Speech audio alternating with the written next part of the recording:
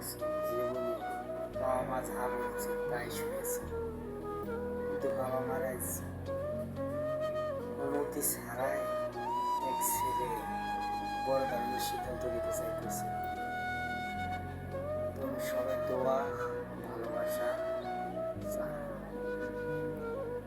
কিন্তু ছেলেটা অনেক দিন থাকতে থাকতে এমন কাজ করে ফেলাইল যে মা বাবাকে কখনো বুঝতে দিল না যে ছেলের ভিতরে কতটা কষ্ট ছিল।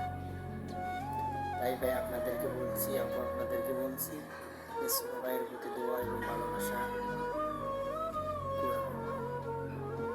সবার কাছে আসা এবং ভালোবাসা চাই, সবাই সাথ সাপোর্ট চাই, সবাই শিখেছে।